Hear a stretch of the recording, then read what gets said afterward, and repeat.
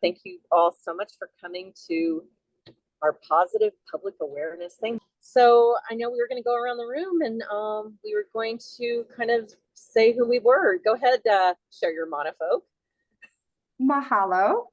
Grams, I'll let you introduce yourself. Good morning, aloha, everyone.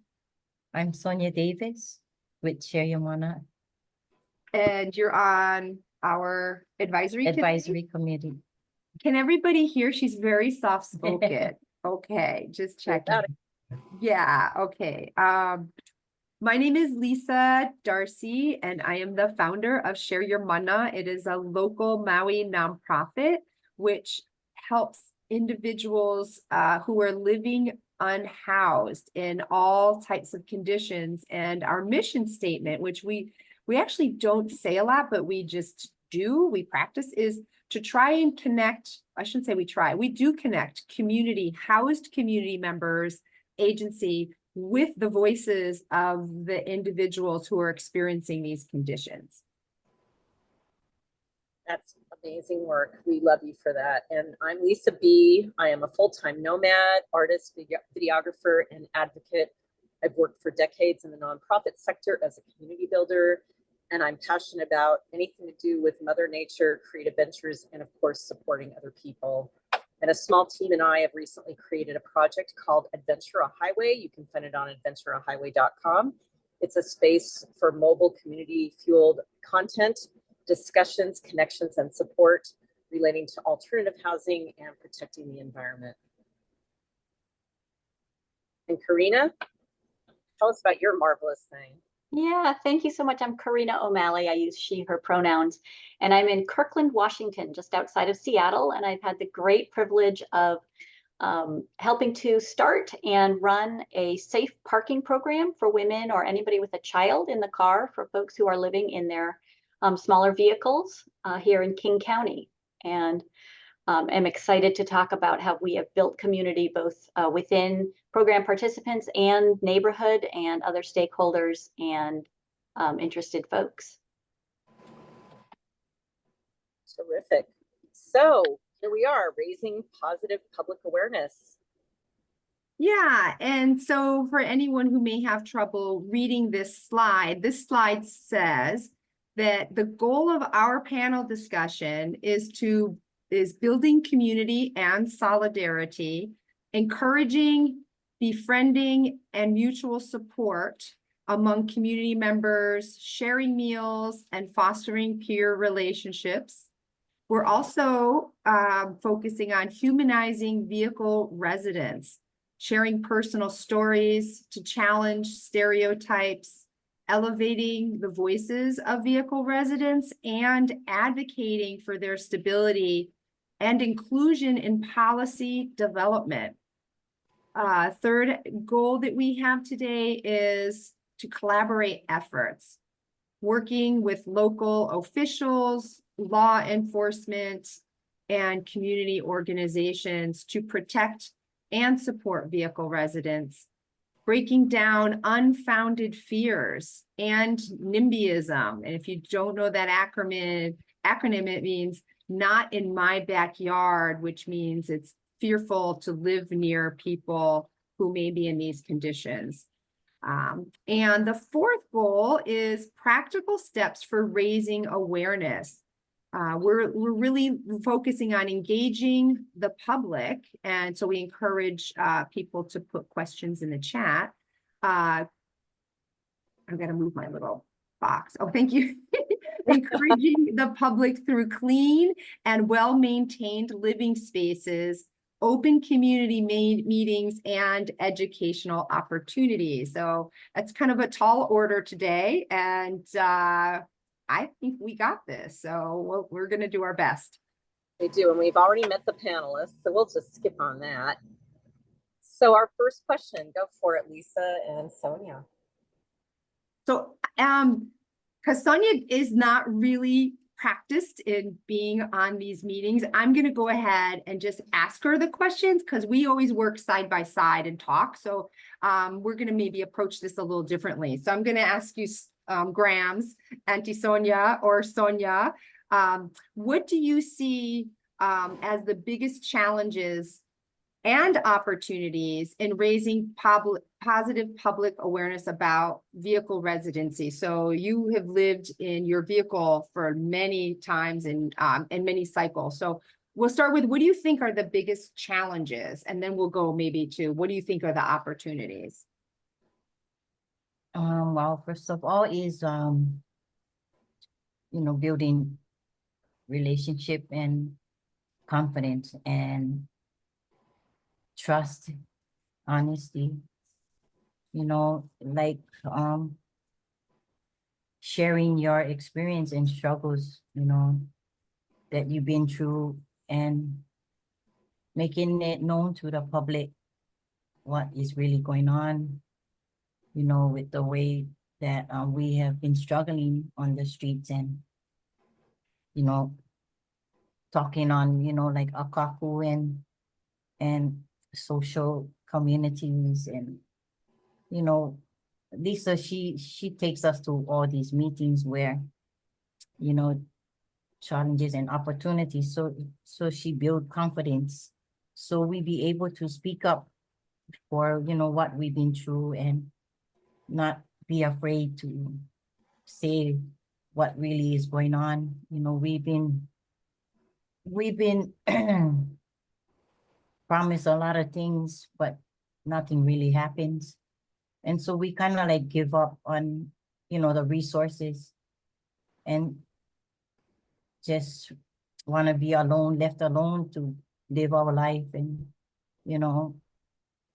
since we already been hurt so much by the resources that promises us so much things and it never happened, we feel betrayed, and we feel like we were just being used. Like, they would like in our, they would want our signatures so that they can get funded. And as soon as they get that, they forget about us. They slam the door on us, and we don't see them again until it's the next, funding coming up again. And that's when we see them again. And so that's when we don't, we block them out and don't want to be bothered anymore by, that we feel like we failed, but yet it's not us, it's the resources that failed us. So is it fair to say that one of the challenges in the community understanding what you're going through is you don't, I heard you say that, you're going to all these meetings now and you're telling your story. So that's been a challenge, is how to tell your story and share how to get your information to meetings like that. Right. And so then the public doesn't really know. But what has been one of the opportunities in raising public awareness? So what are some of the things that you've done to help raise awareness? By appearing on Akaku, the radio station, and by going to community associations, social media, newspaper articles, and like the ACLU, they helped us in, we won our case in the, what was that? Yeah, so Sonia is one of the plaintiffs in challenging Maui County's practices in terms of taking people's property and their vehicles without giving them the chance to go before a court and say that we think this is our civil right to have and own. And so she and another, if you were on yesterday with Jessica, are the two plaintiffs that we went all the way to the Hawaii Supreme Court, and our ACLU lawyer challenged this in the court and won. And they said, yes, people do have the right. So that's part of what raising positive public awareness is. Most people don't even know how that your belongings get taken away from you, and you don't even get a say in it. And the agencies that are supposed to be protecting you kind of turn away, right? So this is like an opportunity, like to be here today to tell people through your voice, not through my voice, through your voice, is a really wonderful opportunity. Yeah. Right. And to give me back my confidence. Yeah, and thank you so much, Sonia, for sharing your story. It's so impactful and so important. And part of what you're saying is so true. urge is to just hide out and not be seen and Mhm. pull away. And the challenge is building that bridge and creating those opportunities, because if nobody else is going to do it for us, we've got to do it, right? So the Yes. fact that you spoke out and you won, that is such, I want to cry right now. That is beautiful. We And got plenty of tissues. We're good at expressing that. You know what, Lisa, may I also offer, having worked side by side with Sonia for many years now, is one of the things I really want to couch our dialogue today and our conversation is that there's kind of two things that are overarching. And one is that people, almost everybody that I meet who is living in a car in the conditions, because we're working with people that are unhoused and are trying to get housed. Not people that can even, we can't have RVs here. It's not legal. Yeah. So we don't even have that opportunity here in Maui County. So what happens is a lot of people with disabilities end up unhoused. And because there aren't any services that are really funded well enough or skilled enough, that the majority of people that who end up living in their vehicles are at least that are, you know, cycling in these really dangerous conditions, have disabilities. And so that's a really important feature of this that I think we could spend an entire conference on, as how to raise awareness on how to assist people who have all different types of disabilities. And we don't have time to touch on that today. And the other thing is, everybody that I meet has to work harder than anybody else I've ever met to get what they need. So there's kind of these two overarching pieces that don't get acknowledged. And I think that's part of our public awareness that we want to bring as an opportunity to expand on some, and, you know, going forward. For sure. Karina, do you have a thought on this? I would say one of the big challenges is just the drumbeat of negative media portrayals of folks that are living in their vehicle. And so the opportunity there is providing spaces. This is what I like to do, is providing spaces where folks can build one-on-one relationships and dispel those stereotypes and myths, because it's a lot harder to be sitting across a dinner table and say that that person doesn't belong in your neighborhood if you're just having a conversation about, you know, great books that you both like, or, you know, what grew in your garden last month. And so those opportunities are really to build those relationships so that people have just a different idea in their head when they hear phrases like vehicle resident or unhoused or anything like that. And Karina, you've done an amazing thing there where you've basically had everybody breaking bread together from everywhere. And you're absolutely right. That's such a great way to build a bridge, I think, anyway. This next one, what strategies have you found effective in deconstructing NIMBYism? Lisa talked about that, not in my backyardism, and addressing unfounded fears in the community.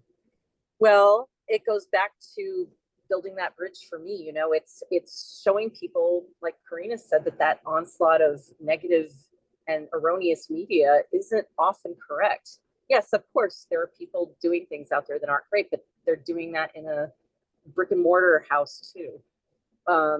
It's things like volunteering and again, being seen, volunteering for cleanups or spending money in local businesses. And not, it's hard because we do have reason to be worried and fearful, but if we let it be known, hey, you know, I travel, they don't have to, we can couch it in a way where it builds a bridge, and we travel and we see different places, and that builds a conversation. And, you know, I happen to have this skill. I either am a craftsman or I'm a, you know, I like donating time to animal shelters or whatever. And before you know it, folks living in vehicles are baked into the brick and mortar community, and it normalizes it, I think, just, you know, based on, especially on the experiences in Karina's camp. Lisa and Sonia, do you guys have thoughts on that? Yeah, so we have real clear strategies. And number one is we show up to meetings, to community associations. We put a face to the experience. we invite the partnership. We constantly send out invitations for invitation. You know, we would like to be a part of this. Would you include us in this and give us a space? And Sonia, I mean, you're probably one of the shyest women I know. And for her to get up in front of, you know, community associations with 60, 70 people and tell some of her story, the breath gets sucked out of the room when she speaks, because people know she's authentic and her experience is real. And you know, we have to make space for people being really uncomfortable, because it challenges, again, like Karina said, it challenges the narrative that keeps getting put out in public, that people are lazy, people want to live this way, people aren't trying, people aren't working, people are, you know, it's all these what they're not. But when we show up in a room, all of that is, this is what we are, and we're just like you. And that's a really powerful space to be in, we just have to keep creating that space and allowing people to ask sometimes questions that are uncomfortable in all kinds of ways, so that they feel like they're getting to know Grams, and they're getting to know the work of Share Your Mana, and that we are here so that everybody has a better quality of life. And we're giving them opportunity to participate in the solution. So that's a really important strategy, is to be a part of meetings, all meetings, and have a space where you can, the individuals going through this can influence the process. Yeah, and in Karina's case, by just having people there day in, day out, they were able to address those unfounded fears, right, Karina?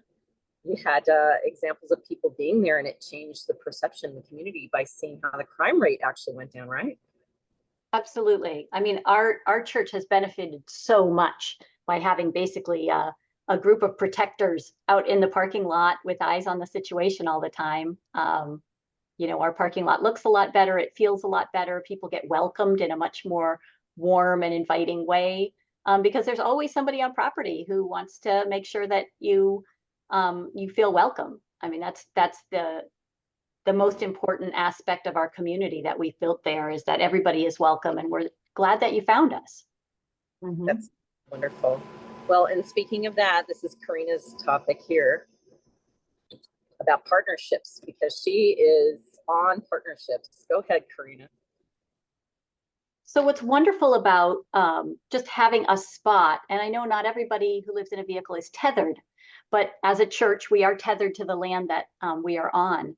And by inviting everybody to be in that space and to feel safe and welcome, we're able to partner with local businesses that maybe want to donate, you know, restaurants that want to send a meal over, nonprofit organizations that do outreach to folks who live in vehicles, but often have a hard time connecting with them because they are, you know, they don't have minutes left on their phone, or they've broken down somewhere.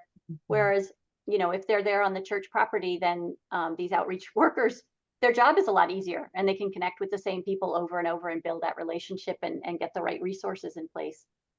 Also, elected officials, I would say, really mostly want to meet their constituents, and being tethered in a place, everybody in the parking lot is a resident of the city, the county, the state, and we have a lot of voters in our parking lot. And we actually had a King County council member host a town hall just at our dinner, because she wanted to hear directly from her constituents. And here was a group of constituents that she had a really hard time connecting with and finding, that we created that space for her. And she was able to have some great conversations that actually helped her in her work. She found out one of our residents had applied for a Metro bus job, and it had gone a little bit sideways, and she was really interested in that issue about why is Metro not being able to hire enough bus drivers. And so she heard that experience and was able to go back to the Metro company and figure out what was going wrong there.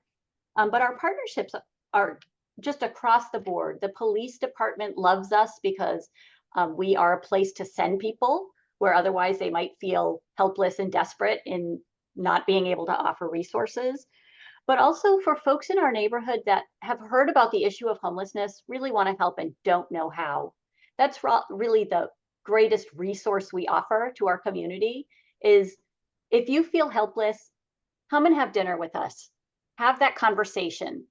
And you can probably connect with somebody and they might say something offhand like, oh, you know, I used to play guitar and I lost my guitar, but that was something that really meant a lot to me. And maybe you've got a guitar because you've got a 2,000 square foot house and all kinds of stuff rattling around in there, and you can bring the guitar in and feel useful, right? I mean, that's the thing that gets me out of bed most mornings is feeling useful. And that's an opportunity that we offer people in all kinds of ways, small and large. For sure. And, you know, when we reach out ourselves to say, how can we help? You know, you've got a community garden going. I love gardening. Can I help you guys? And then they get to know us and they find out, you know, it's in Karina's camp too. It's people from all walks of life, people that most media would never suspect were living in a vehicle. Quite useful, quite talented. And I'm sure same for you, Lisa and Sonia. Partnerships. The next one, I believe this was something Sonia was very good at, is taking action. Did you want to talk about that together? Yeah, thanks. So we talked about this quite a bit. Like, what specifically has Sonia done that raises positive awareness about living in your vehicle and the conditions of what it's like? She's not really even aware of how much she does, so I try to have to kind of pull it out of her. So I asked when, you know, quite a few times when we signed up for this panel, like, what is it that you have done and what have you changed in your life that you know has helped change the way that the community looks at the way that you have had to live and the conditions you're living in, and about being living in a car. So like, what specific actions have you done? And I'm gonna just ask her, like make videos. Did you help make videos? Yes. Yeah, we made a documentary of the way we live, and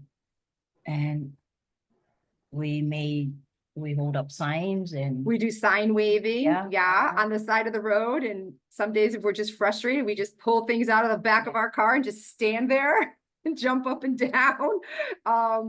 Yeah, because the documentary that was made from the ACLU actually provides Sonia the space to tell about her entire life.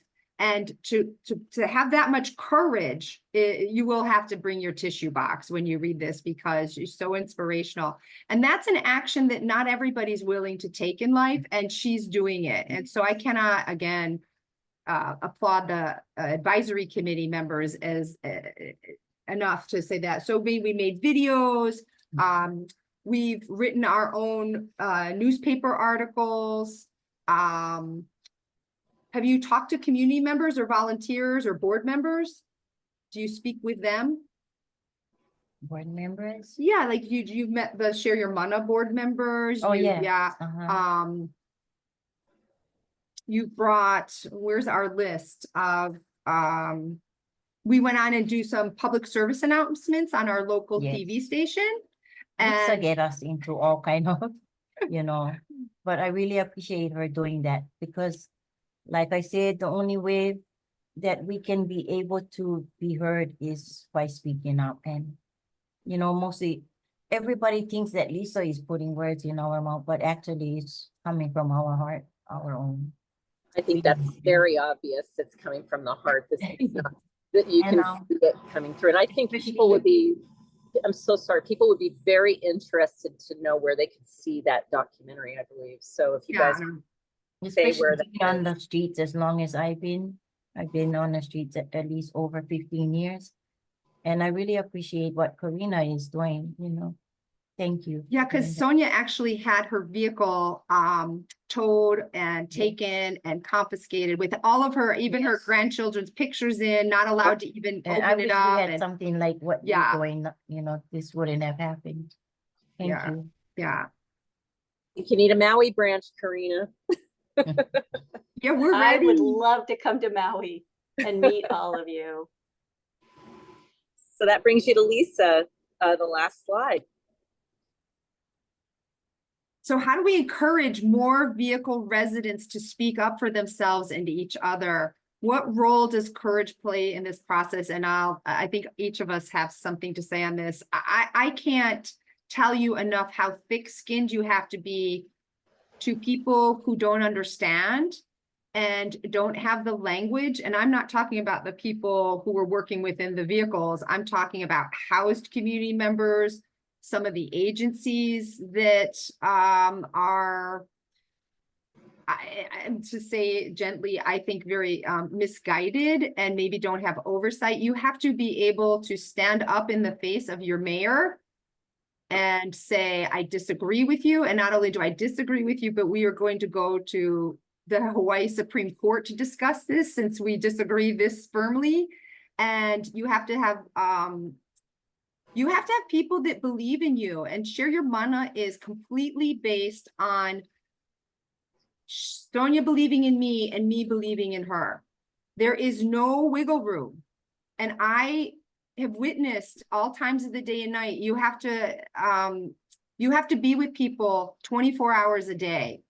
You know, there are times I spent the night. There are times that I would sleep next to people. I would come at 2 o'clock in the morning when I knew there was going to be an altercation with our police department or with our mayor's office. And I document everything and I show them I am with them for the long haul. And that, so to encourage people to document what they experience and to know there are people like this vehicle collective that are fighting for your rights for people who don't understand and have been told incorrect things for many, many, many, many, many years. And that there is a better way for everybody, and really just keep encouraging and reminding people that you have to join up with people to gain your confidence. Because when I met Sonia, she kind of ran away from me all the time, and it took many years where she would like kind of peek around the car at me and like look at me, and so you have to gain people's trust, not 9 to 5, not through an agency lens, through the lens of the person that is experiencing these conditions. And that means going to court with people and fighting tickets. That means showing up at all times of the day and night. That means if someone invites you to a keiki party, which is a first birthday, you go. You know, like it means completely being aligned with that person's life and the way that they're experiencing it. So I think that courage is, I don't know that I'm courageous. I think I'm afraid of being afraid. So I don't know if that's courage or just, I don't ever want to be afraid of anything. So I have to face it, because I personally, I shake a lot. I feel sick to my stomach a lot. Like I have physical problems after these confrontations a lot, because it's really, people can be pretty harsh. But I learn to be with Sonia. We go into the streams, we go into the water, we do what we have to do to cleanse ourselves of their frustrations and not let it come in our bodies and our spirit. So it's really important to take care of that and to honor that as well. And I think we do that together as a team. And we even have women's meeting, you know. Yeah, we have meditation, and you know, Lisa is like our last hope. Well, and all the storytelling and the cultural exchange and the skill sharing, and you know, it is courageous because, you know, I understand why she was hiding, not because of you, but because her experience for all those years has been, something's gonna happen, something's going down, I gotta, you know, but now we're a collective, and more of us are being seen, and we're all saying, I too, I'm here. Yes, and so we can all act as a body and show by, and taking responsibility ourselves, I believe. I know we look outside of ourselves a lot, but keeping clean surroundings. I know many of us do that, but some people don't. And that's, you know, that's why we get chased out of Walmart and all these other places, because they think we're going to set up this sprawl, you know, but not everybody's that way. So we have to, unfortunately, walk the walk, but we can't show them anything unless we engage. And so I don't know, Karina, you're so into the engagement part. Do you have something to say on this also?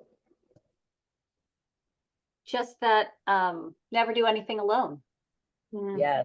We give each other courage. And we build a movement by being together and acting together with respect and dignity and curiosity. I think leading with curiosity is a really powerful way of finding common ground with anyone, even somebody that you think might be an enemy. To go in with curiosity and a desire to find common ground. I also think very much so that nobody is under an obligation to satisfy somebody else's curiosity. A lot of folks living in vehicles are in crisis. They're having a really hard time. It shouldn't be their job to comfort the rest of us and, you know, share their story if it's not comfortable, if it's not the right time. So one of the things I'm able to do is, because I'm connected with so many people that live in vehicles, when the media wants a particular representation, I'm able to present that opportunity to a bunch of people and see who is in the right spot to offer their story in that moment without any coercion, without any pressure.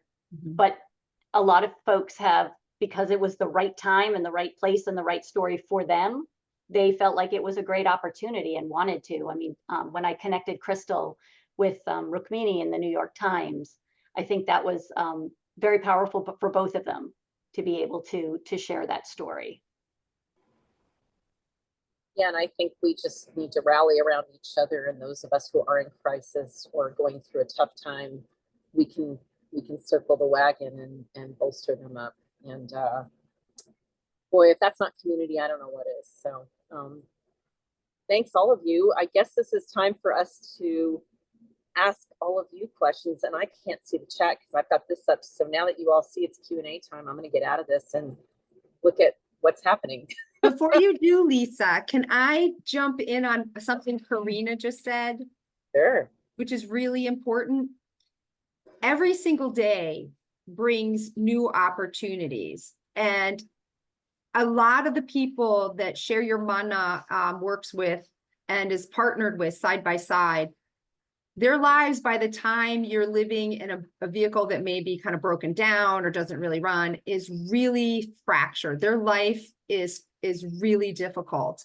And if you approach somebody, like you said, with curiosity, if you also approach, I completely agree that's necessary. And if through the eyes that if I actually approach somebody a little differently today, maybe we're going to have it's going to change a little bit. So not to keep doing the same pattern over and over. If it's not working, it's the responsibility of me to approach it or to try it, look through different lens than to blame Sonia for not responding, because she's just trying to survive. So her responses and reactions just come out. They just come out. So it's our job, in addition to being curious, to approaching it a little differently and just trying that out and seeing how that works. So, yeah.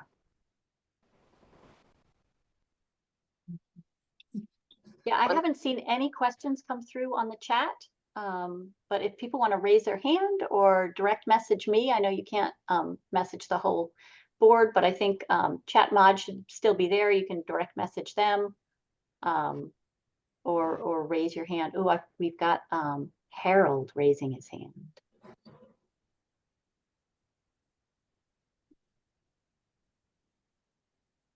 Go ahead, Harold. Hear me? Can you hear me? Yes. Hi, Harold. Hi. You guys spoke some about the stereotypes of vehicle dwellers and homeless people. And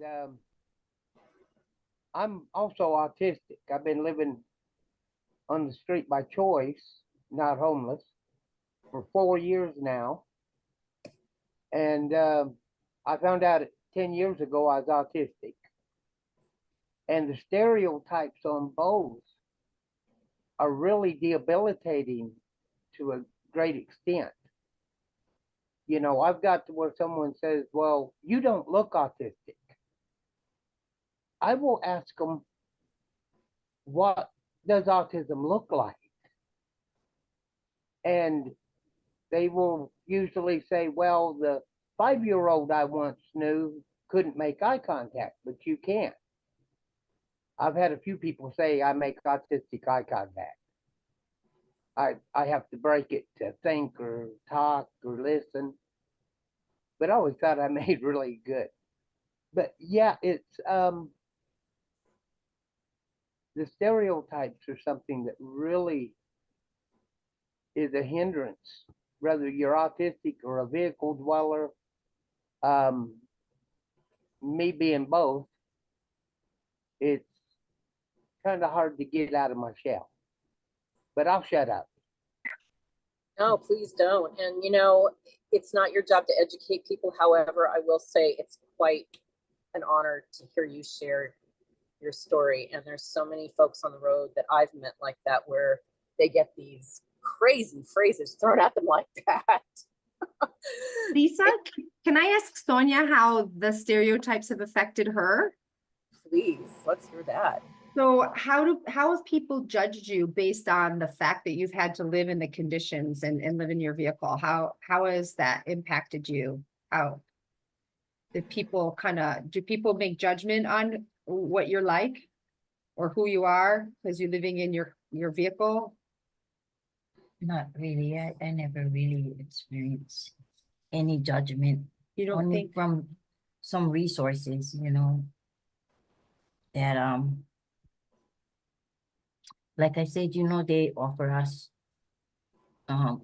places to live and stuff, but that didn't work. And it's such a disappointment when you get let down all the time, you know, so you kind of like give up and just refuse help already, you know. It's not our choice, but it's because of the trust and it's also the language. So what the caller just or the questioner just stated was, one of the things we're really keen on is language.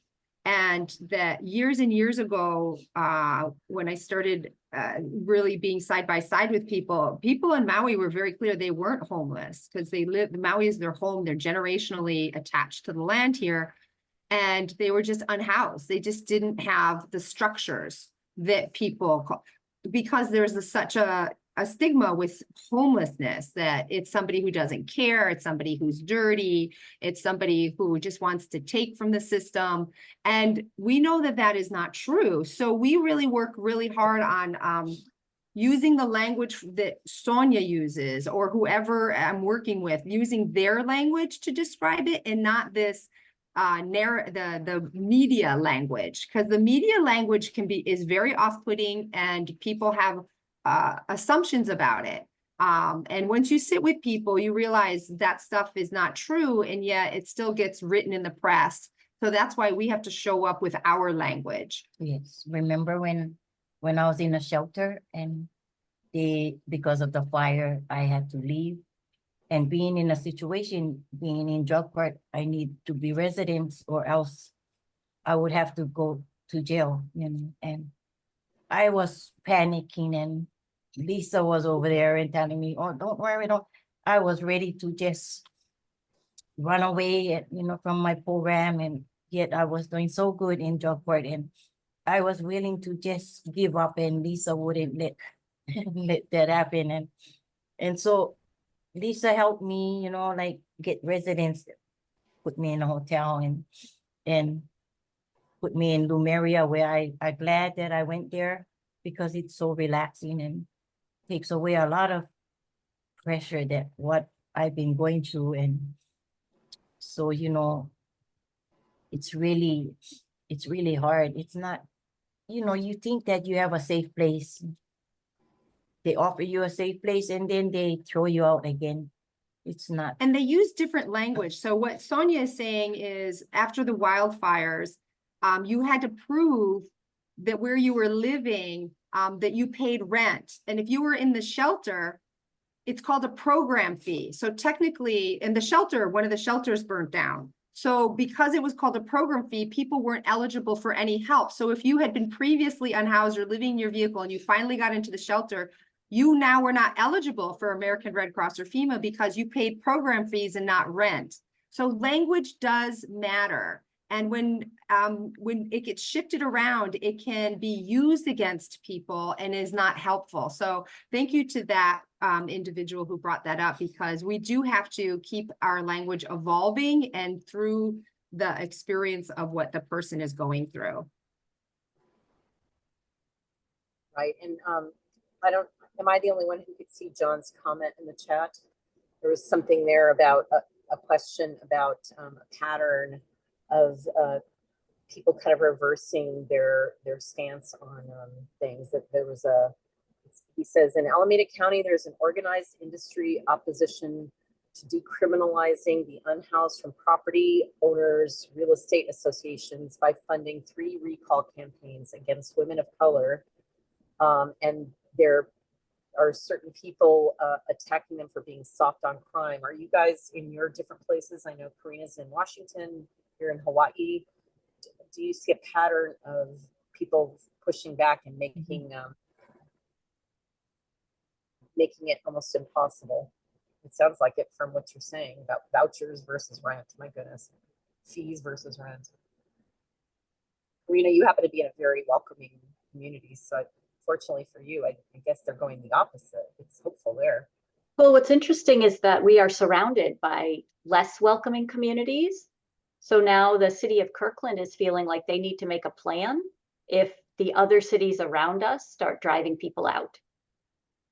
Because already other cities have passed anti-camping ordinances, parking only for 24 hours, or literally making it illegal to live in your car or to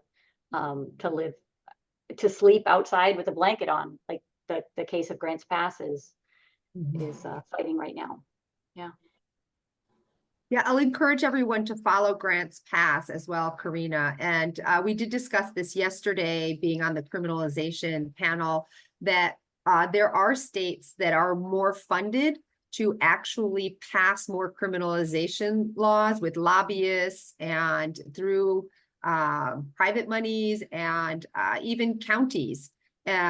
And reason that Maui County and Sonia's voice is so important is that we are actually experiencing some of that outcome from some larger national organizations that are looking to push criminalization laws instead of actually evidence-based practices, which are to, like a safe parking, and the work that you're doing, Karina and Lisa, as you're aware of with the individuals that you work with, that providing resources is better for the economy. It's better for everybody. It's just that we're being funded. And some of these places are being actually funded to criminalize. And that's a hard, you don't want to believe that. You don't want to believe that that's actually happening. So there's a sort of denial that all of us in this industry are aware of, that even sometimes I experience. I leave a meeting and I want to be in denial that what was just said and how harmful and hurtful it was,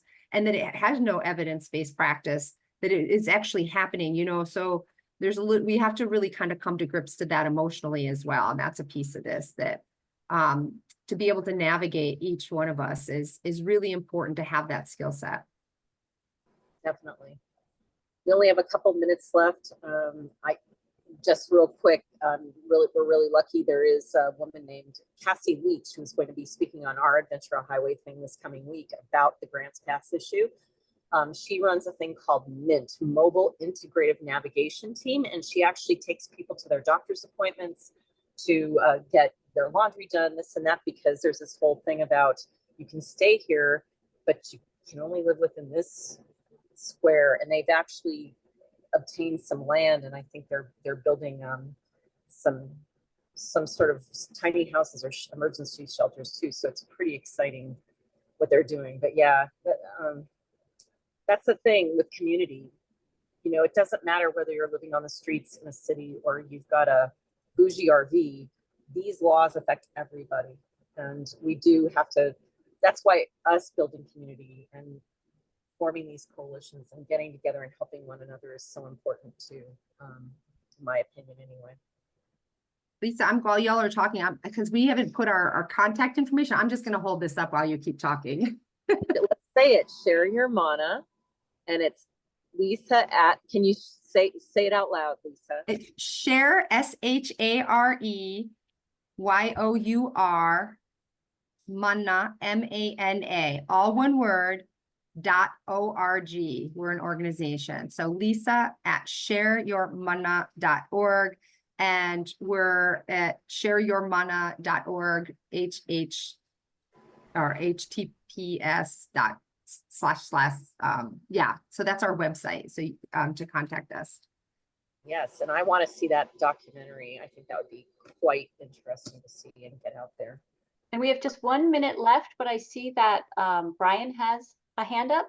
Yes, aloha, everybody. I just want to thank and mahalo Sonia and Lisa for such a great presentation and for their bravery to go all the way up to the Supreme Court and the work that they've done, you know, with safe parking lots. And I hope Maui County is listening and can bring that back into being, because we don't have one.